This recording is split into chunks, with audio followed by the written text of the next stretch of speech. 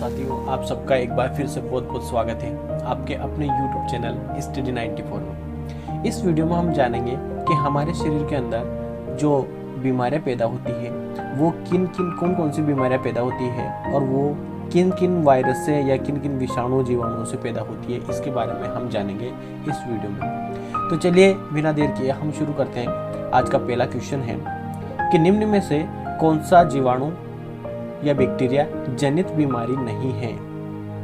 तो बैक्टीरिया जनित बीमारी नहीं है तो इसमें से आंसर हो जाएगा हमारा एड्स। बैक्टीरिया जीवाणु जनित बीमारी नहीं है। अगला लेते हैं। इसमें दे रखा है कि सूर्य की किरणें मानव शरीर के लिए निम्न कारण से उपयोगी है। कौन सा ऐसा कारण है जिसके लिए हम मानव शरीर के लिए सूर्य की किरणें आवश्यक हैं? तो इसका कारण होगा त्वचा को विटामिन डी देती है, यानी कि सूर्य की किरणों से हमारे शरीर को विटामिन डी प्राप्त होता है। अगले में दे रखा है कि H1N1 वायरस किस बीमारी से संबंधित है? H1N1 ये स्वाइन फ्लू बीमारी से संबंधित है। मनुष्य के शरीर का तापमान कितना होता है? तो मनुष्य के शरीर का तापमान 37 डिग्री होता है। निम्न में से किस बीमारी का टीका बूंद के रूप में मुंह से पिलाया जाता है? मुंह से पिलाया जाता है तो पोलियो की दवाई पिलाई जाती है, तो मुंह से पिलाया जाता है पोलियो की दवाई। आगे देखते हैं। एड्स नामक बीमारी किससे होती है?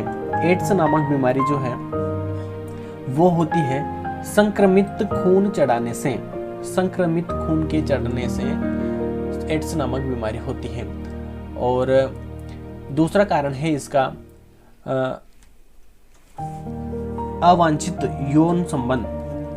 अवांछित यौन संबंधों से भी ये एड्स नामक बीमारी होती है। चलिए नेक्स्ट लेते हैं। एड्स के उपचार में निम्न में से किस प्रकार की औषधियों को दिया जाता है? किन औषधियों का प्रयोग किया जाता है? तो वो होती है एंटीबायोटिक। एंटीबायोटिक यहाँ पहले में दे रखा है, ये आंसर है इसका। चलिए नेक्स्ट लेते हैं। उल्टी एवं दस्त लगने पर शरीर के निर्जलीकरण के दौरान निम्न में से किसकी कमी हो जाती है? तो जब शरीर के अंदर हमारे शरीर के अंदर उल्टी और दस्त लगने पर सोडियम क्लोराइड, यानी कि इसका फॉर्मूला होता है NaCl, इसकी कमी हो जाती है। और जब ORS का घोल पिलाया जाता है तो उसके अंदर भी ये NaCl ही होता है, NaCl ही होता है। तो चलिए आपको समझ में आ चुका होगा। नेक्स्ट क्वेश्चन लेते हैं। BCG का टीका निम्नलिखित में से निम्नलिखित के विरुद्ध प्रतिरोधक क्षमता उत्पन्न करने के लिए उपयुक्त है। BCG का टीका एक्चुअल में टीबी के मरीजों के लगाया जाता है। टीबी का ही दूसरा नाम तपेदिक है। चलिए नेक्स्ट क्वेश्चन लेते हैं। निम्नलिखित में से किस विटामिन की कमी के कारण मसूड़ों से रक्त आता है और दांत हिलने लगते हैं? तो विटामिन सी के कारण मुंह से मसूड़े से रक्त आने लगता है, खून आने लगता है। BCG प्रतिरक्षण होता है। BCG का टीका प्रतिरक्षण होता है किसके लिए? वो टीबी के लिए। इसका आंसर होगा टीबी के लिए। निम्नलिखित में से कौन सा रोग संक्रामक रोग है? संक्रामक रोग है डायबिटीज, गठिया, कैंसर, डिप्थीरिया इसका आंसर होगा। नेक्स्ट क्वेश्चन लेते हैं। चेचक होने का कारण है, चेचक होने का कारण है एक वायरस, और उस वायरस का नाम है वेरिओला वायरस। इसका आंसर होगा बी, वेरिओला वायरस।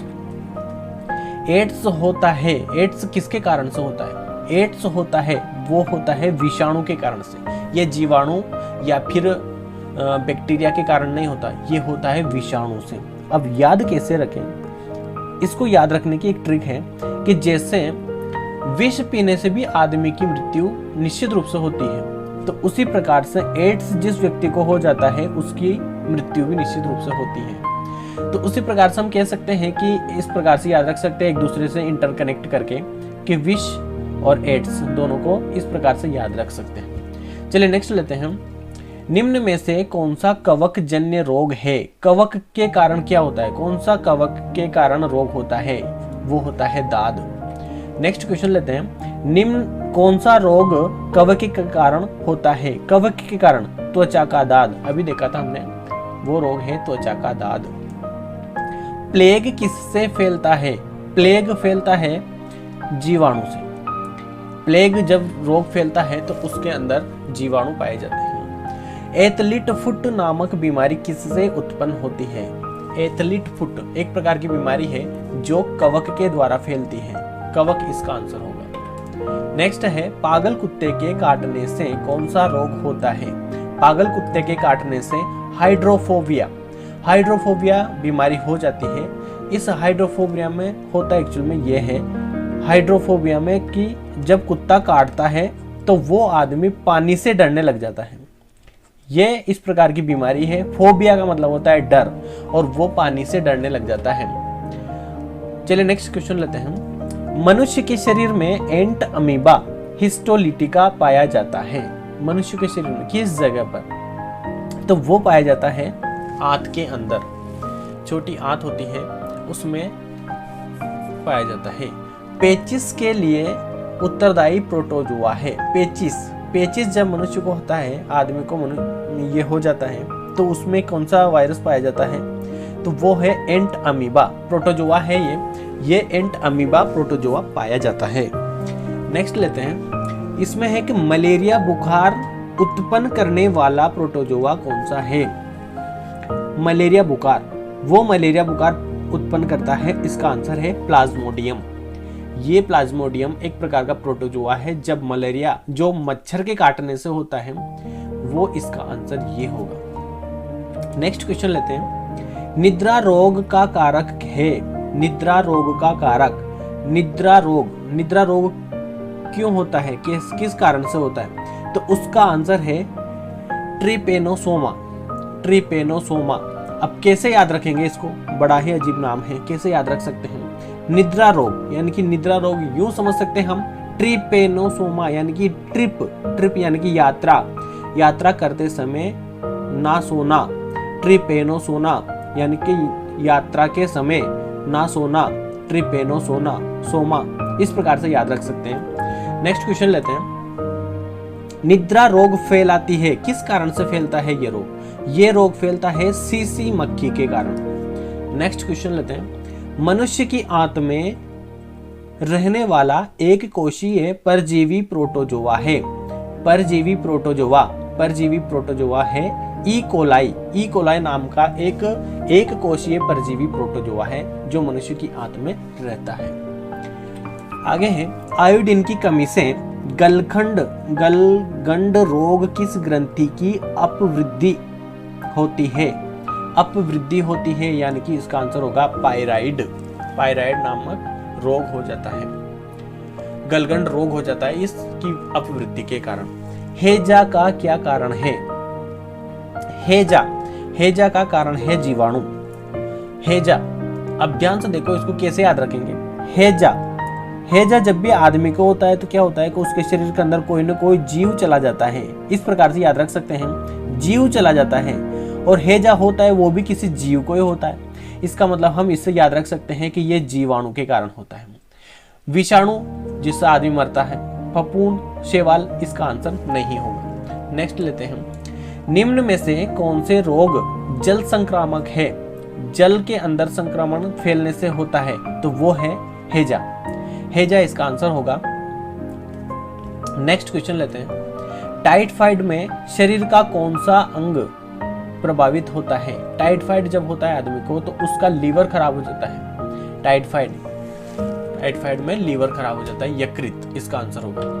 नेक्स्ट लेते हैं। मानव शरीर में संक्रमण को रोकने में मदद करने वाला विटामिन है। मानव शरीर के अंदर जो संक्रमण होता है उसको रोकने में विटामिन ए बहुत महत्वपूर्ण भूमिका निभाता है। नेक्स्ट है। भोजन का अनिवार्य अवयव कौन सा है? भोजन का अनिवार्य अवयव जो कि है कार्बोहाइड्रेट। ये कार्बोहाइड्रेट गेहूं, चावल आदि में बहुत ज्यादा मात्रा में, प्रचुर मात्रा में पाया जाता है। नेक्स्ट है। शरीर में ऊतकों का निर्माण किससे होता है? शरीर के अंदर ऊतक प्रोटीन के द्वारा बनते हैं। नेक्स्ट, विटामिन ए उपलब्ध होता है, किससे उपलब्ध होता है?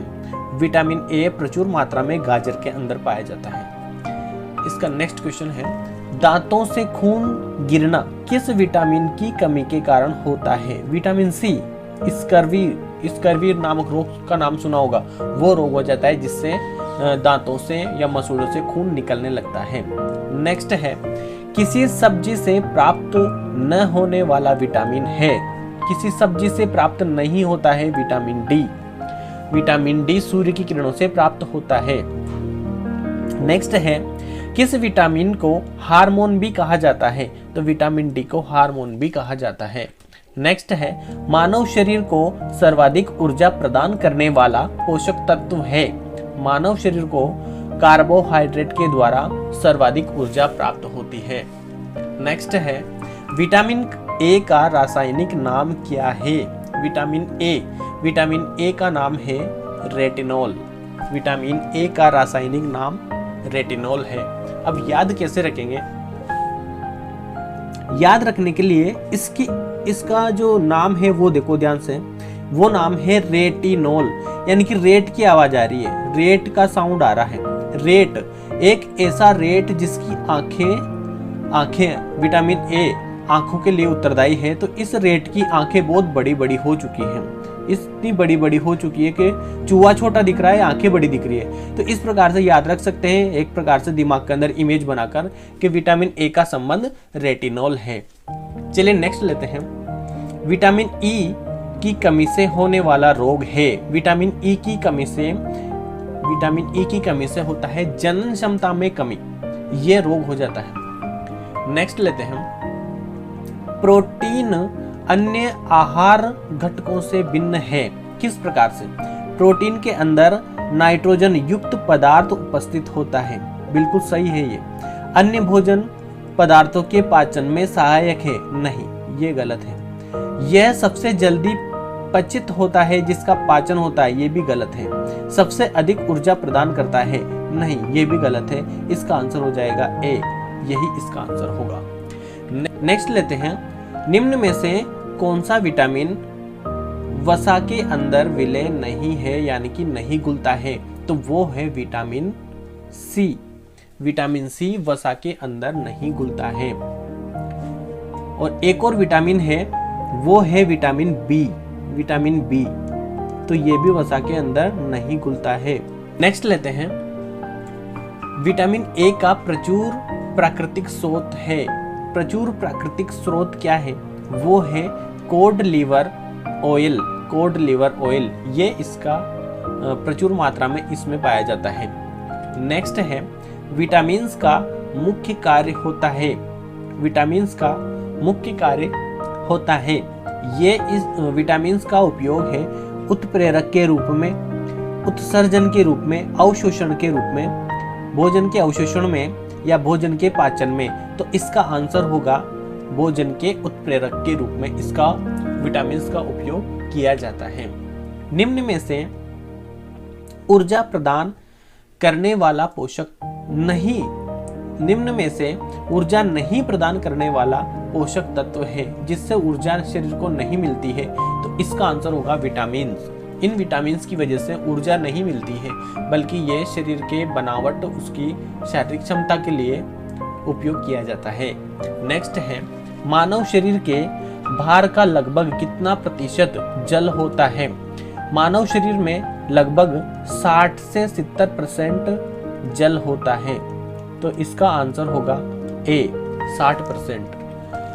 शरीर में पाए जाने वाला खनिज लवण संख्या में होते हैं? शरीर के अंदर जो लवण पाए जाते हैं वो उनकी संख्या कितनी होती है? 12, 8, 22, 24। तो इसका आंसर होगा 24। तो चलिए दोस्तों, इस वीडियो में यहीं तक, मिलते हैं नेक्स्ट वीडियो में। तब तक के लिए बहुत बहुत धन्यवाद।